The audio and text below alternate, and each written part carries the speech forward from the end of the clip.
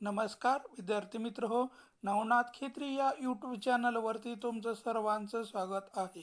आज आपण ह्या व्हिडिओमध्ये बघणार आहोत मुंबई उच्च न्यायालय भरती 2026 प्रश्नपत्रिका क्रमांक 10 सामान्य ज्ञान वस्तुनिष्ठ प्रश्न आपण ह्या व्हिडिओमध्ये घेतलेले आहेत. मित्र हो, अशाच नवनवीन व्हिडिओसाठी नवनाथ खेत्री या यूट्यूब चॅनलला सबस्क्राईब करा, लाईक करा, शेअर करा आणि कमेंट करायला विसरू नका. चला तर बघा, व्हिडिओला सुरुवात करू. चला बघा, पहिला प्रश्न बघा. महाराष्ट्र राज्यातील पहिली महिला महाराष्ट्र केसरी कुस्ती स्पर्धा जिंकणारी खेळाडू कोण आहे? महाराष्ट्र राज्यातील पहिली महिला महाराष्ट्र केसरी कुस्ती स्पर्धा जिंकणारी खेळाडू कोण आहे? तर याचं योग्य उत्तर आहे प्रतीक्षा बागडी. प्रतीक्षा बागडी ही महाराष्ट्रातील केसरी कुस्ती स्पर्धा जिंकणारी पहिली खेळाडू आहे. महाराष्ट्रामधील प्रतीक्षा बागडी ही होय. यानंतरचा प्रश्न आहे चांद बीबीचा महाल. चांद बीबीचा महाल कोणत्या जिल्ह्यामध्ये आहे? तर चांद बीबीचा महाल कोणत्या जिल्ह्यामध्ये आहे? तर अहिल्यानगर या जिल्ह्यामध्ये आपल्याला चांद बीबीचा महाल असलेला दिसून येतो. अहिल्यानगर या जिल्ह्यामध्ये हे चांद बीबीचा महाल आहे. त्यानंतर आहे संगणकाद्वारे व्यवहार म्हणजेच ई कॉमर्स. तर संगणकीय पत्रव्यवहारासाठी म्हणजेच काय? तर संगणकाद्वारे व्यवहार म्हणजेच त्यालाच आपण ई कॉमर्स म्हणतो. तर संगणकीय पत्रव्यवहार म्हणजेच काय? तर त्यालाच योग्य उत्तर आहे ईमेल. संगणकाद्वारे जे व्यवहार केला जातो त्याला आपण ई कॉमर्स असं म्हटलं जातं आणि संगणकाद्वारे जे पत्र पाठवलं जातं त्याला ईमेल असं म्हटलं जातं. यानंतरचा प्रश्न आहे रावण छाया हा भारतातील खालीलपैकी कोणत्या राज्यामधून बाहुल्यांचा खेळ आहे? तर छाया हा भारतातील खालीलपैकी कोणत्या राज्यातील बाहुल्याचा खेळ आहे? तर ओडिसा राज्यामधील आपल्याला रावण छाया हा भारतातील बाहुल्यांचा खेळ असलेला दिसून येतो. ओडिसा राज्यामध्ये हा खेळ खेळला जातो. त्यानंतरचा प्रश्न आहे खेलो इंडिया युवा क्रीडा स्पर्धा.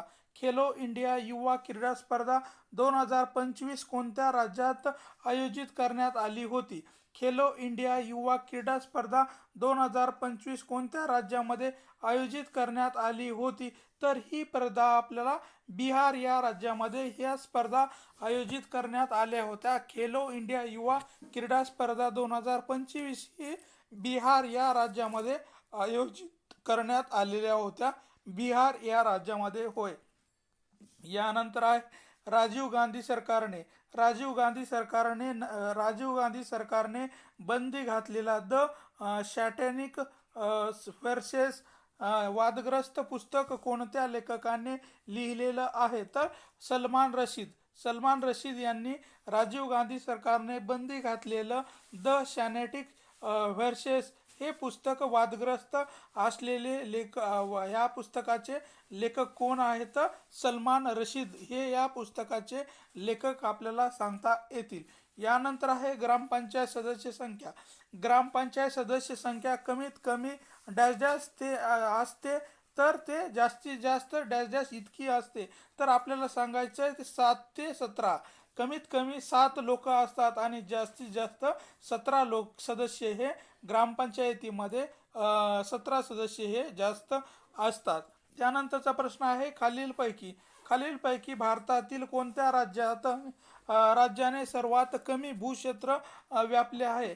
खालीलपैकी कोणत्या राज्याने सर्वात कमी भूक्षेत्र व्यापलेले आहे? तर गोवा या राज्याने सर्वात कमी भूक्षेत्र व्यापलेले आहे. म्हणजे सर्वात लहान राज्य कोणतं आहे? तर गोवा हे राज्य आहे आणि याची सर्वात कमी जमीन आपल्याला असलेली या गोवा राज्यामध्ये दिसून येते. त्यानंतर आहे 1853 साली मुंबईतील पहिली कापड गिरणी. 1853 साली मुंबईतील पहिली कापड गिरणी टेक्सटाईल मिल कोणी सुरू केली होती? मुंबईतील 1853 मध्ये मुंबईतील पहिली कापड गिरणी कोणी सुरू केली होती? तर याचं योग्य उत्तर आहे कासवजी नानाभाई दावर. कासवजी नानाभाई दावर यांनी 1853 मध्ये मुंबईमध्ये पहिली कापड गिरणी सुरू केलेली होती. कावसजी नानाभाई दावर यांनी ही कापड मिल चालू केलेली होती. यानंतरचा प्रश्न आहे, महाबळेश्वर जवळील भिल्लार हे गाव. महाबळेश्वर जवळील भिल्लार हे गाव डॅश डॅश गाव म्हणून प्रसिद्ध आहे. तर हे पुस्तकाचे गाव म्हणून प्रसिद्ध असलेलं महाबळेश्वर जवळील भिल्लार हे गाव पुस्तकाचे गाव म्हणून आपल्याला प्रसिद्ध असलेलं सांगता येईल. यानंतरचा प्रश्न आहे, भारतातील शेअर मार्केटवर खालीलपैकी कोणाचे नियंत्रण असते. भारतातील शेअर मार्केटवर खालीलपैकी कोणाचे नियंत्रण असते. तर सेबीचे हे शेअर मार्केटवर नियंत्रण असलेले आपल्याला सांगता येईल. भारतातील शेअर मार्केटवर सेबी या संस्थेचं नियंत्रण असतं. त्यानंतरचा प्रश्न आहे, भारतातील खालीलपैकी कोणत्या शहराला गुलाबी शहर असं म्हणून ओळखले जाते.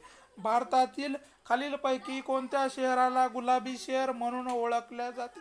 तर जयपूर हे जे काही शहर आहे या शहराला गुलाबी शहर म्हणून असं ओळखले जाते. जयपूर या शहराला गुलाबी शहर म्हणून ओळखले जाते. त्यानंतरचा प्रश्न आहे, सतीबंदी कायदा 1829 कोणत्या गव्हर्नर जनरलने सहमत केला.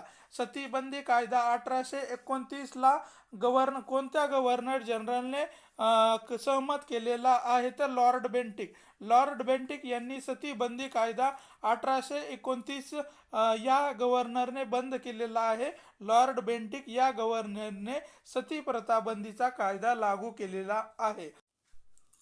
उत्तर भारतामध्ये सिंचन कालवा पद्धती प्रचलित असण्याचे मुख्य कारण काय आहे.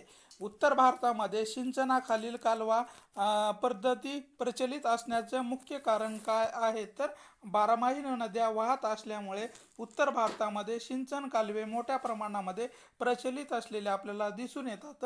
बारमाही नद्या वाहत असल्यामुळे या ठिकाणी सिंचनासाठी कालवे मोठ्या प्रमाणामध्ये प्रचलित आहेत. यानंतर आहे, इसवी सन 1425 मध्ये गाविलगड किल्ला कोणत्या राजाने परत बांधला. तर इसवी सन 1425 मध्ये गाविलगड किल्ला कोणत्या राजाने परत बांधलेला होता. तर अहमद शाह बहामनी यांनी इसवी सन 1425 साली गाविलगड किल्ला हा परत बांधला होता. अहमद शाह बहामनी यांनी हा किल्ला परत बांधलेला होता. त्यानंतरचा प्रश्न आहे, नागपूर जिल्ह्यातील अंबाझरी तलावातून कोणत्या नदीचा उगम होतो. तर नागपूर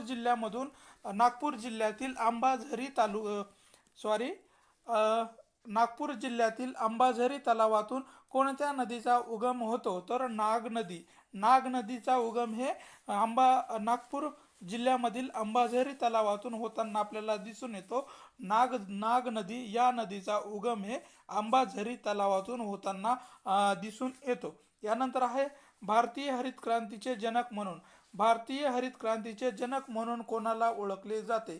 तर याचं योग्य उत्तर आहे डॉक्टर स्वामीनाथन.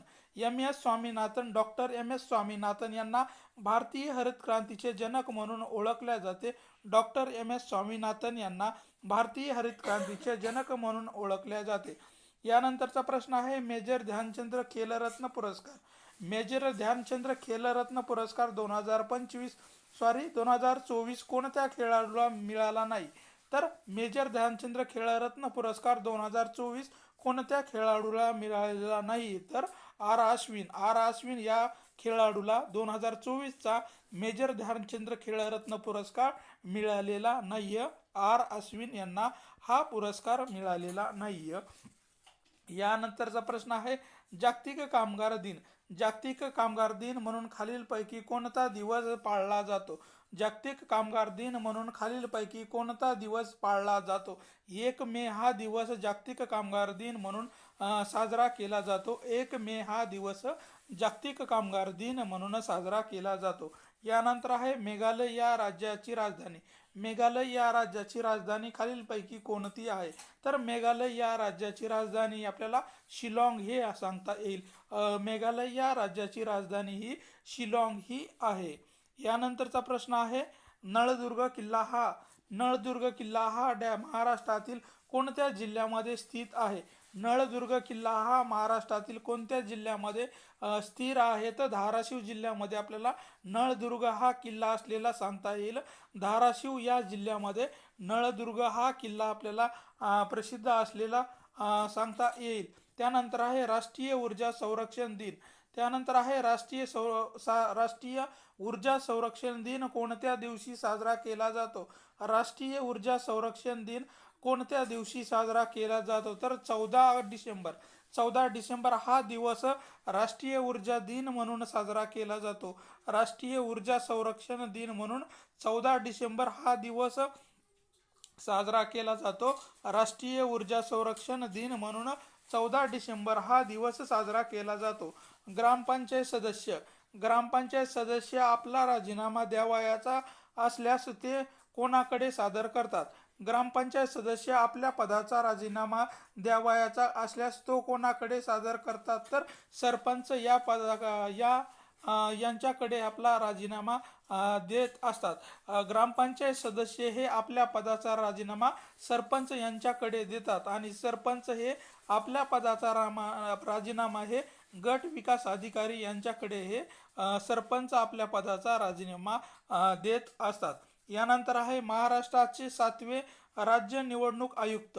महाराष्ट्राचे 7वे राज्य निवडणूक आयुक्त म्हणून कोणाची नियुक्ती करण्यात आलेली आहे? महाराष्ट्राचे 7वे राज्य निवडणूक आयुक्त म्हणून कोणाची निवड करण्यात आलेली आहे? तर दिनेश वाघमारे यांची महाराष्ट्राचे 7वे राज्य निवडणूक आयुक्त म्हणून निवड करण्यात आलेली आहे. दिनेश वाघमारे यांची ही निवड करण्यात आलेली आहे. यानंतरचा प्रश्न आहे हवेचा दाब मोजण्यासाठी खालीलपैकी कोणते उपकरण वापरले जाते? हवेचा दाब मोजण्यासाठी खालीलपैकी कोणते उपकरण वापरले जाते? तर बॅरोमीटरच्या साहाय्याने हवेचा दाब मोजला जातो. बॅरोमीटरच्या साहाय्याने हवेचा दाब हा मोजला जातो. यानंतर आहे भारत व चीन या दोन देशांच्या दरम्यान आंतरराष्ट्रीय सीमारेषा कोणती आहे? भारत आणि चीन या दोन देशाच्या दरम्यान आंतरराष्ट्रीय सीमारेषा कोणती आहे? तर मॅकमोहन रेषा जी ही आहे, भारत आणि चीन या दोन देशांच्या मधली रेषा मॅकमोहन रेषा म्हणून ओळखल्या जाते. यानंतरचा प्रश्न आहे कोसला प्रसिद्ध कादंबरीचे लेखक खालीलपैकी कोण आहे? तर याचं योग्य उत्तर आहे भालचंद्र नेमाडे हे खूप प्रसिद्ध असलेली कोसला या कादंबरीचे लेखक आहेत. भालचंद्र नेमाडे हे आहेत. यानंतरचा प्रश्न आहे संसदीय शासन पद्धती सर्वात प्रथम कोणत्या देशामध्ये विकसित झाली? संसदीय शासन पद्धती सर्वात प्रथम कोणत्या देशामध्ये विकसित झालेली आहे? तर इंग्लंड या देशामध्ये सर्वात प्रथम संसदीय शासन पद्धती अस्तित्वात आलेली आपल्याला दिसून येते. इंग्लंड या देशामध्ये संसदीय शासन पद्धती सर्वात प्रथम अस्तित्वात आलेली होती. यानंतर आहे अमेरिकेचे 39वे राष्ट्राध्यक्ष जिमी कार्टून यांनी कोणत्या वर्षी शांततेचा नोबेल पुरस्कार सन्मानित करण्यात आलं होतं? तर 2002 सालचा. अमेरिकेचे 39वे राष्ट्राध्यक्ष जिमी कार्टून यांना 2002 या वर्षी शांततेचा नोबेल पुरस्काराने सन्मानित करण्यात आलेलं होतं. यानंतर आहे महाराष्ट्रातील खालीलपैकी कोणता जिल्हा अतिदक्षिणेकडील जिल्हा म्हणून आपल्याला ओळखला जातो? तर महाराष्ट्रातील खालीलपैकी अति दक्षिणेकडील जिल्हा म्हणून ओळखला जातो. तर सिंधुदुर्ग हा जिल्हा आहे हे महाराष्ट्रातील अति दक्षिणेकडील जिल्हा म्हणून ओळखला जातो. सिंधुदुर्ग या जिल्ह्याला ओळखल्या जाते.